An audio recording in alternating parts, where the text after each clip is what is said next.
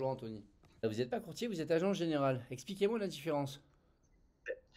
Alors la différence principale, c'est effectivement, on ne travaille qu'avec une seule compagnie. J'ai créé mon portefeuille en fait en partant de zéro. Je suis en profession libérale réglementée. Effectivement, je suis agent général d'assurance exclusive pour la compagnie AXA. Et en plus du fait que je travaille que pour une compagnie, au final, je ne fais pas d'IARD, je ne fais pas d'assurance dommage. Et donc, je suis spécialisé sur deux choses. La première, c'est la prévoyance, donc tout ce qui concerne la mutuelle santé, l'assurance emprunteur, prévoyance financière, garantie accident de la vie, dépendance, etc., etc. Et aussi, donc ça c'est le socle qu'il faut que je stabilise. Et ensuite, potentiellement, on travaille la gestion de patrimoine. Donc autant l'épargne, l'investissement, la préparation de la retraite, défiscalisation, succession, etc. Et la deuxième différence, c'est effectivement sur l'expertise, c'est-à-dire qu'on ne vient pas travailler uniquement de la mise en place de solutions. Avant tout, en fait, on vient vraiment être complémentaire à l'avocat, au notaire, à l'expert comptable. On fait une audit autant sur l'aspect social que patrimonial.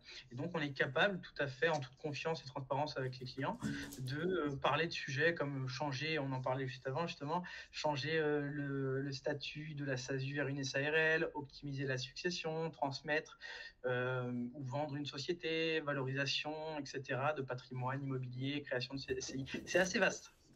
D'accord, ouais, vous travaillez de plus en plus avec les comptables d'un côté, Tout à fait. l'expert en gestion de patrimoine, le banquier, enfin il y a un peu tous ces C'est ça. intervenants dans la sphère. C'est vraiment le lien entre tout le monde. Et on travaille vraiment pour un client, que ce soit un particulier ou un professionnel, avec en lien une compagnie, effectivement, qui est pour le coup AXA. D'accord. Alors combien de temps ça fait est-ce que vous avez toujours été dans l'assurance ou vous avez fait autre chose avant? Oui, très bonne question. Alors, pas du tout. C'est suite à une reconversion professionnelle, donc ça fait 4 ans que j'ai ce cabinet. Avant ça, j'étais dans la grande distribution où je suis passé par tous les postes et j'étais directeur, cadre directeur en grande distribution. Ouais. En fait, c'est suite. J'avais l'habitude de négocier mon salaire ou de partir et d'aller vers une autre enseigne. Et en fait, c'est suite à un salon de l'emploi pour les cadres que AXA, effectivement, m'a démarché. Alors, pour le coup, au début, je leur avais dit, bon, je pense que vous êtes un peu loupé parce que aucun rapport à mon profil entre l'assurance et la banque. Ouais, j'avoue. Ensuite, bon, ils ont su être m'intéresser parce que j'étais quand même curieux de ce lien qu'ils faisaient. Pour le coup, mon recruteur avait eu une ancienne vie dans la grande distribution. Et ensuite, au fur et à mesure des entretiens, au début, plus des entretiens pour moi au final et ensuite pour eux, j'ai pu connaître un métier qui a commencé à vraiment me passionner, qui me passionne aujourd'hui. Et en fait, chez AXA, ensuite, vous êtes formé sur 3 mois en présentiel en région parisienne dans un château qu'il possède. C'est intensif, c'est vraiment tous les jours là-bas. Ensuite, il y a un grand jury, donc on peut ne pas réussir l'examen pour le coup. Et on a une certification qui nous permet effectivement d'exercer le métier d'agent général et c'est réglementé. D'accord. Et du coup, vous démarrez tout de suite avec un portefeuille, comment ça se passe? Parce que c'est Non, AXA. voilà, c'est la grosse différence aussi, parce qu'il y a aussi les agents généraux avec pignon sur rue chez AXA. Ouais, C'est la grosse différence, c'est qu'eux achètent un portefeuille. d'accord. Et ensuite, ils sont généralistes, ils font de l'IARD aussi. Chez nous, en fait, on crée vraiment le portefeuille de A à Z, donc il faut quand même un profil un peu commercial et d'entrepreneuriat aussi pour ne pas arrêter. On crée vraiment le portefeuille de A à Z. Et ensuite, en fait, on a tous les outils effectivement de la compagnie AXA qui sont mis à disposition gracieusement. Et on a donc la commission de gestion, la commission d'acquisition, le récurrent. Et surtout, point important, on a un portefeuille avec une valorisation qui nous appartient à partir de 8 ans d'ancienneté. Et que si on arrête le métier, on peut tout simplement revendre à la compagnie ou à un confrère. D'accord. Ouais, donc vous capitalisez, vous pouvez repartir et vous repartez pas les mains vides du coup en principe quand vous Tout à fait. arrêtez Et quoi. puis en cours de vie, on peut aussi acheter effectivement du portefeuille. C'est possible aussi, mais pas au début. C'est interdit, vous n'êtes pas dans le même statut sinon. Vous repassez dans le statut des autres que vous disiez au début. Bah, en fait, c'est plus. Non, pas spécialement. C'est pas que c'est interdit, c'est juste qu'effectivement, au début, il faut quand même se créer sa propre clientèle pour effectivement voir que le métier est compris, assimilé et que ça marche. Et ensuite, à partir de la deuxième année, en fait, on peut vraiment acheter du portefeuille, c'est pas un problème, hein. D'accord. Ok, ouais, donc vous pouvez grossir assez. En fait, il faut le côté entrepreneur pour démarrer, puis après c'est Ouais, bon quoi. clairement. Ouais, c'est clairement. ça. Parce que et au début, vous gagnez pas grand-chose. Vous avez quand même un fixe. Comment ça se passe? Alors, en fait, AXA nous accompagne là-dessus. C'est-à-dire que on a, alors déjà la formation est gratuite, c'est un point. Et même pendant la formation, effectivement, on commence à avoir une aide qui va, si on reste dans la compagnie, qui va en fait se dérouler sur 4 ans. Sur 4 ans, on va avoir une aide fixe qui va être dégressive. Pendant ce temps-là, en plus, on peut commencer à avoir nos récurrents, nos commissions de gestion, d'acquisition, etc. On commence à créer de la valeur de portefeuille. Donc, en fait, ça dépend du profil. On peut avoir un profil où ça marche pas du tout et le temps du démarrage, au final, on a seulement le fixe. Alors, du coup, bon, si ça marche pas du tout, on est en péril, donc à un moment donné, bon, ça risque d'arrêter. Mais si effectivement ensuite ça démarre, bah, au moment où vous avez effectivement plus le fixe, puisque c'est quand même sur 4 ans, et ben effectivement, vous avez votre récurrent, vous avez vos commissions, donc pour le coup, on peut démarrer en toute sécurité sans avoir ce problème de l'entrepreneuriat en se disant, bah, je suis seul, c'est pas le cas. Pour le coup, on est suivi en plus sur le long terme par un manager en fait qui appartient à la compagnie, qui est salarié de la compagnie et qui n'est pas qui n'a pas de lien de Comme subordination chez avec nous, mais McDo. vraiment il est là pour nous coacher. Chez McDo, ils ont des espèces de superviseurs, mais qui sont salariés de la société et que c'est des franchisés à chaque fois, les C'est McDo. ça. Donc ça leur C'est un ressemble un peu peu à le ça. même système, effectivement. Il est là vraiment pour nous coacher, nous donner les bonnes pratiques, nous donner les lois qui ont pu sortir qu'on n'aurait pas vu passer et nous aider à effectivement faire du business. Donc pour le coup, on n'est pas seul, on a quand même un petit quelque chose en démarrant, on a cette tranquillité d'esprit pour le coup. D'accord. Et du coup, votre principal canal d'acquisition, les courtiers, c'est le bouche à oreille. C'est pareil pour vous, du Ouais. coup. Alors, pour le coup, ouais, on va marcher un petit peu de la même façon, c'est-à-dire qu'il y a plusieurs canaux d'acquisition. Le premier étant effectivement la recommandation, le Ouais, bouche à voilà. oreille.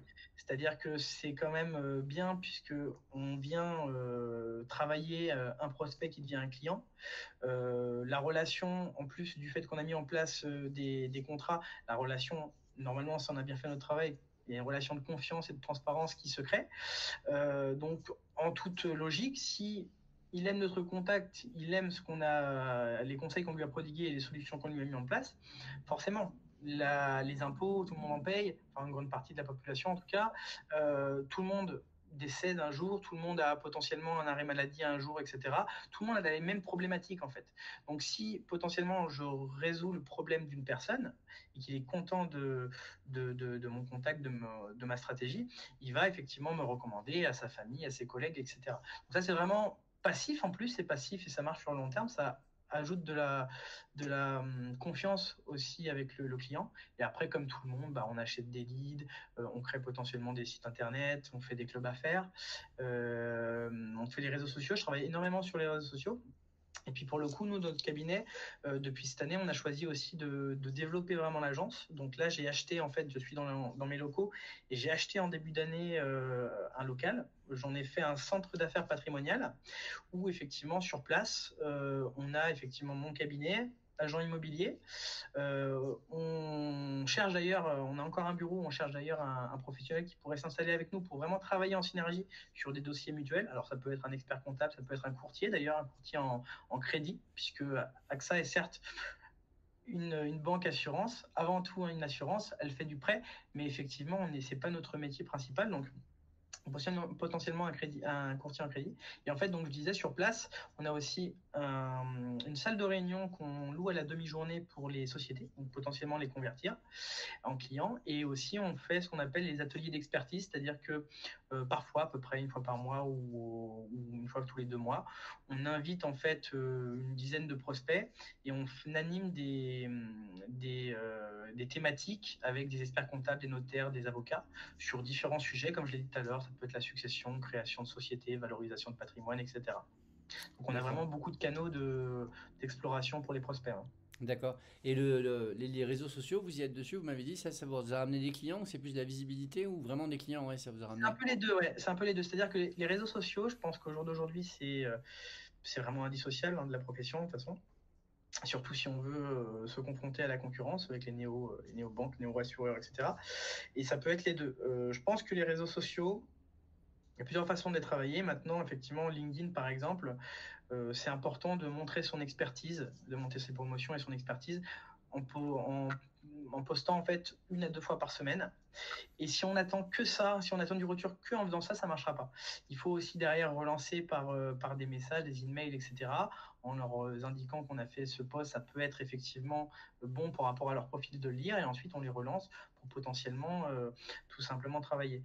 Moi, par exemple, ça m'a beaucoup aidé pendant l'année du Covid, où effectivement le monde a un peu découvert le distanciel par la force des choses, où effectivement, par exemple, j'ai parlé des articles 83. Les articles 83, il faut savoir que c'est des articles en fait que les employeurs peuvent mettre en place pour leurs salariés.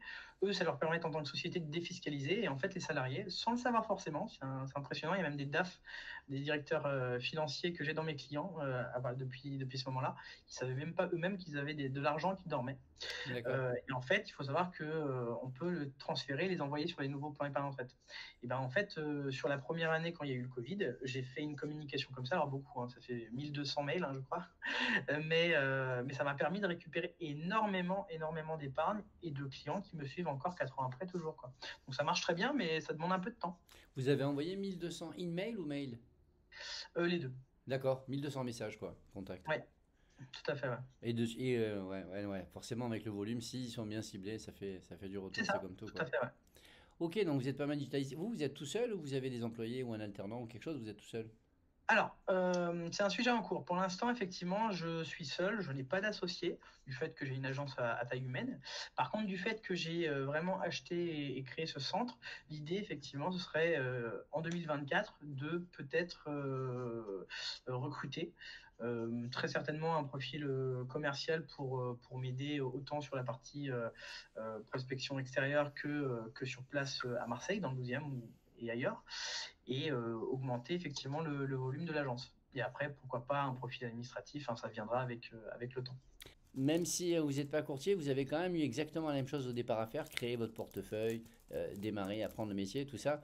Qu'est-ce que vous pourriez donner comme conseil à un jeune qui démarrait aujourd'hui, que ce soit le courtage ou que ce soit être agent général, puisque c'est un petit peu le même métier?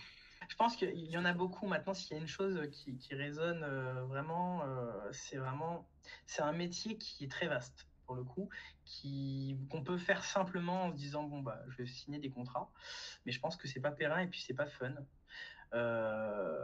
La chose qu'il faut faire, je pense, dans ce métier, c'est être curieux, se montrer vraiment curieux jour après jour, ne pas passer une journée sans apprendre, parce que on touche au fiscal, on touche au social, on touche au successoral, on touche à énormément de choses, et en plus de ça, ça change chaque année. Ouais. Donc du coup, effectivement, il faut vraiment se montrer curieux et apprendre, parce que peu importe la formation qu'on a fait, dans le cas d'AXA, par exemple, la formation qu'on fait pendant 3 mois qui est certifiante, dès qu'on sort de là-bas, on est vraiment compétent. On n'est pas expert, parce que je pense que comme dans tous les métiers, de toute façon, on devient expert avec le temps, avec le terrain, avec les questions et les réponses qu'on apporte chaque jour. Euh, et il y a une chose que je constate beaucoup, que ce soit chez les courtiers ou l'agent généraux, peu importe, et que j'ai fait moi aussi au début, potentiellement, c'est quand on nous pose une question qui, soit on a un trou, soit tout simplement on la connaît pas, il y a beaucoup de personnes qui y répondent. Ils répondent au tac au tac pour pas passer en fait pour des imbéciles. Mais en fait, c'est pas un gros mot de dire je ne sais pas, de dire je ne sais pas, je vous apporte la réponse très rapidement, et Oui, puis voilà. d'apporter cette réponse, important quand même, parce qu'en tant qu'expert de notre domaine, répondre un truc qui, on répond à côté, déjà on passe pour un imbécile et on peut casser complètement la confiance et voire pas signer. Mais surtout que ça peut être vraiment dangereux avec les notions vraiment qu'on a entre les mains. On a quand même un devoir de conseil vraiment très important et un devoir moral aussi, hein, soit dit en passant. Donc c'est important, voilà, de se montrer curieux, d'apprendre tous les jours, et puis de dire vraiment, si on ne sait pas, je ne sais pas, je reviens vers vous rapidement. Voilà. Ça c'est, je pense, mon conseil que j'aurais à donner effectivement à des personnes qui veulent se lancer dans le courtage. Et s'ils veulent se lancer d'ailleurs en tant qu'agent général avec sa prévoyance et patrimoine à 2P, qu'ils n'hésitent pas à me contacter, à me poser des questions. Et puis si effectivement ils veulent le faire, avoir le profil, et qu'ils ont le profil, qu'ils n'hésitent pas, et c'est avec joie que je les mettrai en contact avec la compagnie. Allez, entendu, ce sera le mot de la fin. L'intégrité, une espèce d'honnêteté intellectuelle. Vous pouvez contacter Anthony Bozus sur LinkedIn. À mon avis, vous pouvez trouver Tout assez à fait. facilement, quoi. Merci. Merci beaucoup.